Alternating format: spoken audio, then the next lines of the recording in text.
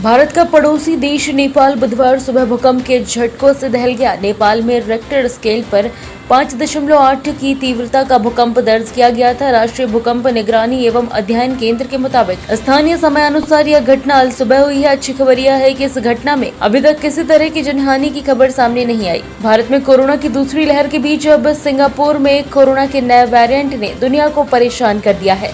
Singapore की सरकार ने कहा है कि कोरोना का वेरिएंट बच्चों में ज्यादा असर डाल रहा है। सिंगापुर ने कोविड-19 के मामले बढ़ने के बाद लोगों के जमा होने और जन गतिविधियों पर कड़ी पाबंदी लगा दी है। हालांकि सिंगापुर में अभी तो कोई निश्चित डेटा सामने नहीं आया है कि कितने बच्चे इस नए वेरिएंट के शिकार हुए हैं।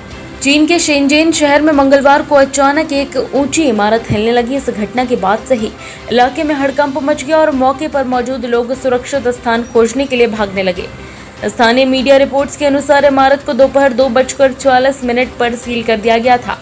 कहा जा रहा है कि शहर की जिस इमारत में यह घटना हुई है वहां इलेक्ट्रॉनिक का काफी बड़ा मार्केट और कई दफ्तर मौजूद हैं। वाइल्ड लाइफ के सैनिकों के बीच लोकप्रिय द्वीप पर एक प्राकृतिक हादसा हुआ। यहां स्थित पत्थर की मशहूर संरचना डार्विन्सन आर्क कटाव के कारण गिर पड़ी।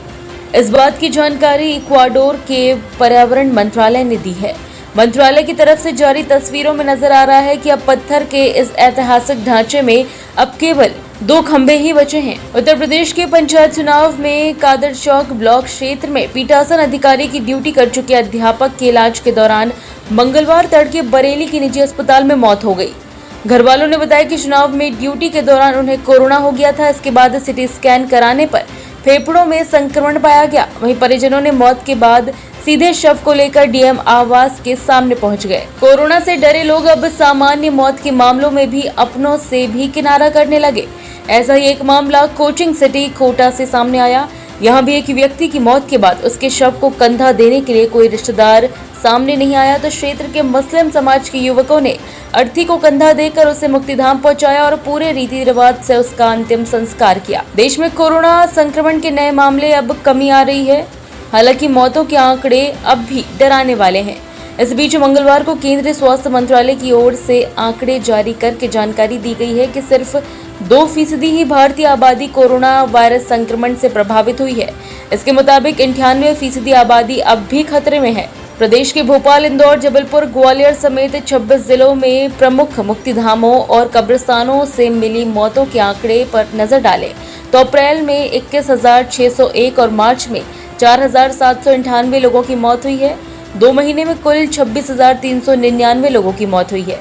इनमें से कोविड प्रोटोकॉल से 11,478 लोगों का अंतिम संस्कार किया गया है। 26 जिलों में अप्रैल में सबसे ज्यादा 10,599, मार्च में 868 शवों का कोविड प्रोटोकॉल से अंतिम संस्कार हुआ। कोरोना काल में जनता के लिए मसीहा बनकर सामने आए सोनू सूद का लेटेस्ट ट्वीट सोशल मीडिया पर सनसनी मचा रहा है। दरअसल उन्होंने ट्वीट करते हुए लिखा, एक सिंपल सवाल है, जब सबको पता है कि यह खास इंजेक्शन कहीं उपलब्ध नहीं तो डॉक्टर क्यों लोगों को इसे लगाने की सलाह दे रहे हैं?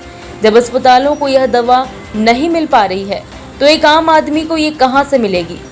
लोगों को बचाने के लिए कोई और दवा का इस्तेमाल नहीं किया जा सकता क्या? शेयर बाजार में गिरावट देखने को मिली। बीएसई सेंसेक्स 116.39 अंक यानी 0.23% गिरावट के साथ 50,076.94 पर खुला। वहीं एनएससी निफ्टी 41.90 अंक यानी कि 0.28% गिरावट के साथ 15,066.20 पर खुला।